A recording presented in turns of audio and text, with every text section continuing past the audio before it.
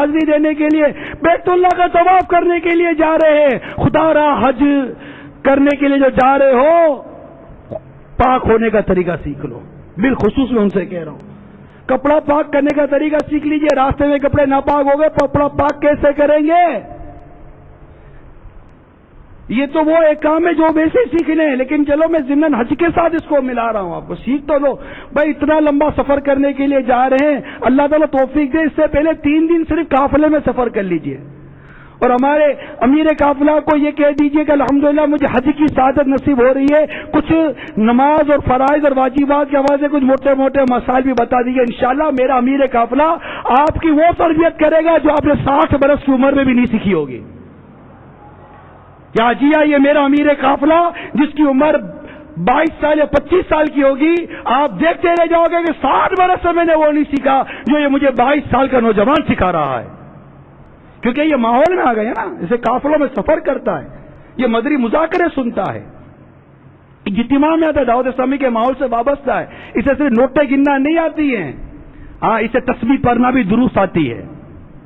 اس کو پتا ہے کہ انگلی اور انگوٹھے جیسے نوٹیں نہیں گنی جاتی، اللہ اس کے رسول کا ذکر بھی کیا جاتا ہے، اور ذکر کیسے کیا جاتا ہے اس کو یہ بھی پتا ہوتا ہے. اس کے پاس انگلی اور انگوٹھے کا استعمال صرف نوٹیں گننے کا نہیں ہوتا کہ زبان تھک لگا کر خالی نوٹیں گنتا رہیے. اور بھی زندگی کے کئی کام ہیں جو وہ سیکھتا ہے. اور میں تو وہ بات کر رہا ہوں جو کون سا مسلمان اپیل کرے گا اس بات سے؟ یار کون سا مسلمان اپیل کرے گا کہ بھائی کیا بات کر رہے ہو؟ آپ ہی کے فرض جو آپ پر ہم پر فرض ہیں، جو آپ پر ہم پر واجب ہیں، میں اس کی تو بات کر رہا ہوں. اب نہیں آتے تو اس میں کسی پر ناراض ہونے کے بجائے اپنا سر جھکا کر سر پر ہاتھ رکھ کے بیٹھ جاؤ اور ابھی نیت کر لو جو گزری سو گزری، آج سے میں انشاءاللہ نماز کے احکام اور اسلام کے احکام سیکھ کر دم لوں گا. غصہ مت کرو یار، ناراض مت ہو. ناراض ہوگا تو کیا فائدہ؟ آپ ہی کا نقصان ہوگا. ویسے اتنا نقصان ہوگا یار، ناراض ہوگا اور نقصان 4 اپنا ہی نقصان کرو گے.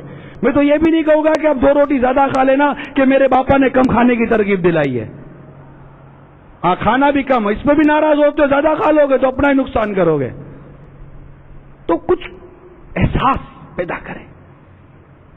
تو جو حج کے فرائض ہیں، جو حج کے واجبات ہیں، جو حج کے اندر جو اہم مراکن ہیں، جو حج کے اہم مسائل ہیں، پلیز خدا را وہ سیکھ کر جائیے. میں آپ کے لیے کہہ رہا ہوں 2 لاکھ 1.5 لاکھ 3 لاکھ روپے خرچ کر کے جا رہے ہو آپ.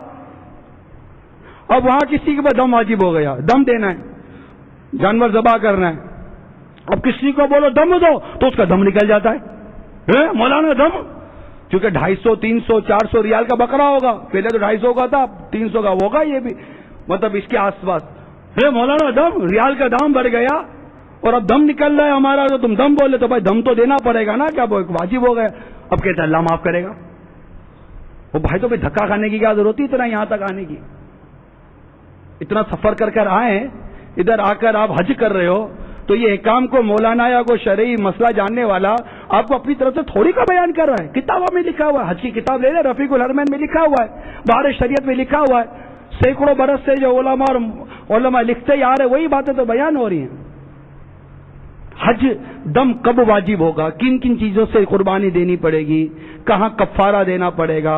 ہر جگہ واجبات نہیں ہے، لیکن کہاں بدنہ دینا پڑے گا، اونٹ یا گائے کی قربانی دینی پڑے گی، یہ احکام نہیں سیکھیں گے.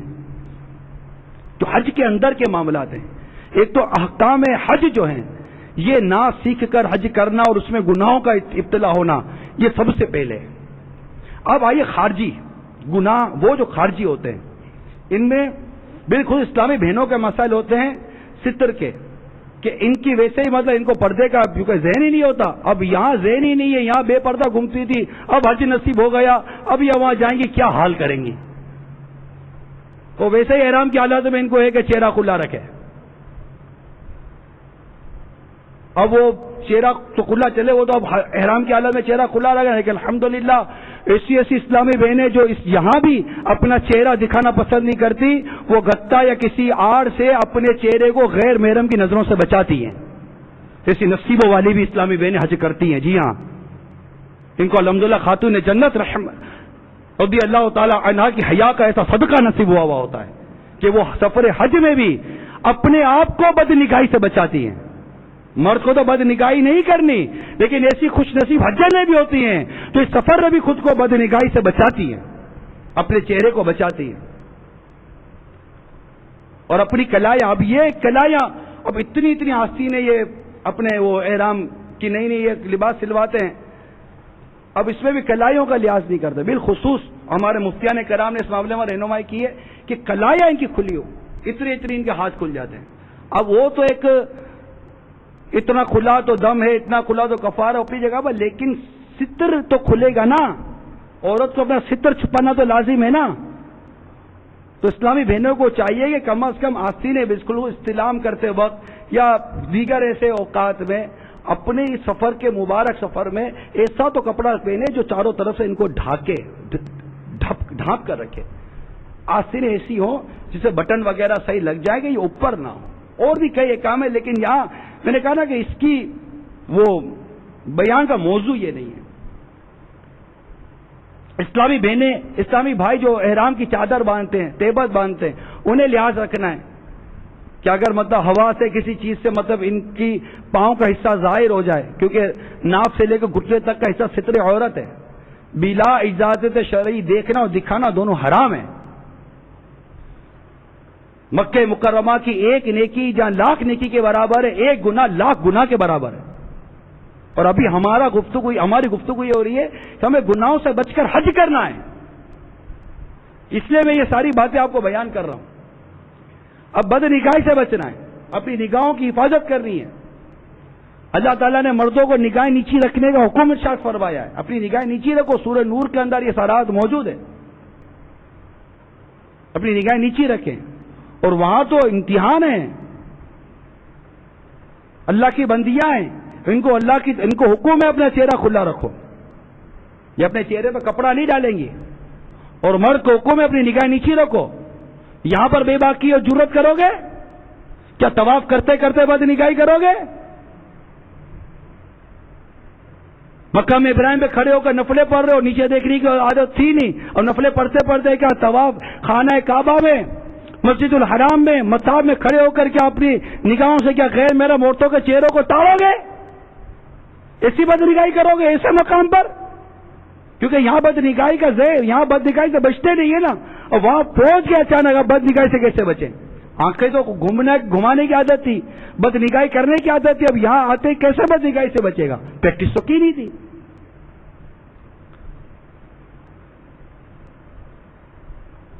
تو بد نگاہی سے بچنا ہے. وہاں جا کر اپنی آنکھوں کو نیچی رکھنی ہے.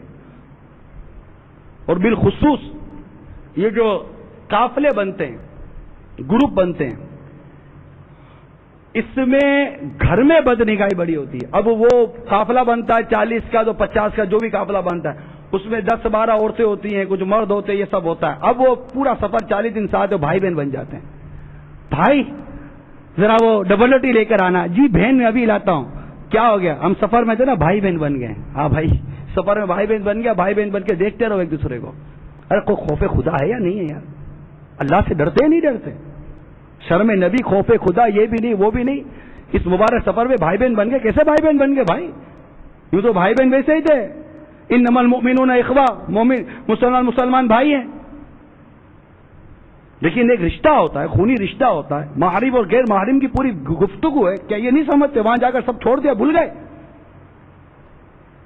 اور ایک ساتھ رہ رہے، ایک ہی کمرے میں رہ رہے ہیں، اور ایک ہی کمرے کے اندر 10-10 20-25 بستر لگے ہوئے ہیں. مرد اور عورت سب محرم غیر محرم ایک ہی کمرے میں سو رہے ہیں. کوئی آیا گیا، کون عورت کیسے سوئی ہے، کون مرد کیسے سویا ہے، کچھ نہیں. یہ تو مسجد، یہ تو حرم پاک میں، مکہ مکرمہ میں. پھر جب مینا میں پہنچیں گے خیموں کے اندر، تو وہاں تو کتنوں کے خیمے ایک ہوتے. وہاں کیا کرو گے؟ پھر اللہ اکبر، عرفات کے میدان میں جاؤ گے. اور عرفات کے میدان میں بھی کیسی طرح بے پردے کی بد نگاہی کرو گے؟ کیا مزدلفہ میں جا کر اسی طرح بے پردے کی بد نگاہی کرو گے؟ کیا جمعرات جب شیطان کو کنکریاں مارو گے، کیا اس وقت بد نگاہیاں کرتے کرتے شیطان کو کنکریاں مارو گے؟ کیا مینا کے پھر میدان میں جا کر، مینا کے خیموں میں جا کر پھر یہ غیر محرم مرد اور عورت یہ بے پردے کی بد نگاہیاں کریں گی؟ کیا طواف زیاریہ جو رکن اعظم ہے، اس کو ادا کرنے کے لیے پھر بیت اللہ کا طواف کرنے کے لیے آؤ گے؟ کیا پھر صحیح کرو گے؟ کیا پھر بد نگاہیاں کرو گے؟ ارے کیا کرو گے؟ الحمدللہ دعوت اسلامی کے مدنی ماحول نے مدنی ذہن دیا ہے کہ یہ وہاں بھی قبروں کی تقسیم کر لیتے ہیں. اسلامی بہنیں الگ کمرے میں، اسلامی بھائی الگ مکتب میں، خیموں کے اندر بھی چادروں کے